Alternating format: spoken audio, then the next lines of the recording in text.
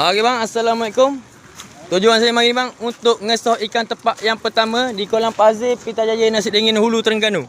Ikan tepak yang pertama bang duduk di kolam 3. Nombor jorang dia yang saya timba 7627. Masa dia timbang pukul 9.54, ikan dia tepak 2770. Mana tuan ayat ni? Ni tau. Mana risik ni? Risik timbang. Tunjuk sekarang. Risik di nombor yang. Okey, ikan dia tepak 2770, masa dia timbang pukul 9.54 nombor jorang 7627. okey, apa 7627 basah hok hujang. Gelang dia ada. Alik ni betul abang kita naikkan. Alik ni mulut bang. Betul. Beres lulus. Okey bang, paling sekali lagi bang. Abang duduk mana, nama apa? Dungu, Faisal.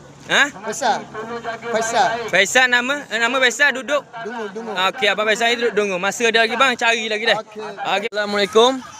Tujuan saya mari ni bang untuk ngesoh ikan tepak yang kedua di kolam Pazir Pitajaya Nasi Dingin Hulu Terengganu. Ikan tepak yang kedua ni bang duduk di kolam 5 dah. Nombor jorang yang saya timba ni bang 5575. Masa dia timbang pukul 10.43, ikan dia tepak bang 2770. Ni tuang dia. Okey, Dek, tunjuk sekali abang. Ni nombor jorang 5575 pusing Dek.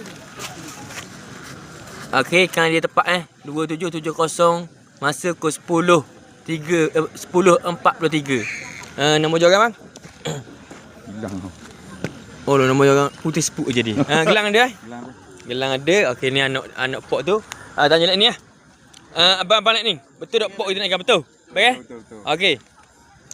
Pok. Kau ni pok. Pok duduk mana? Nama apa pok? Duduk pada Dungu. Okey bang, Assalamualaikum. Tujuan saya mari bang untuk ngesoh ikan tepak yang ketiga di kolam 3.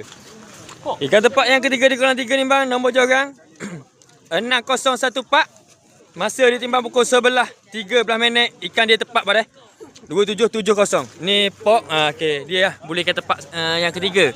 Okey, nombor jorang dia 6014. Pusing pok. Okey, ikan dia tepak 2770 masa dia timbang pukul 11.13 minit. Gelang dia pok Okey, gelang ada. Nombor jorang. Oh, nombor jorang tak pernah pok dah. Tak apalah, gelang ada gelang ada. Okey, abang Alik ni. Kanan-kanan kita. Paling sekali bang. Betul tak pok kita naikkan? Betul. Alik ni pula. Baik Baik. Okey pok. Okey. Pok duduk mana? Nama pok? Nama Adi. Adi? Ya. Duduk Di studio. Okey, pok kita Pok Adi duduk di studio dah. Ikan tepak yang ketiga ni. Okey pok.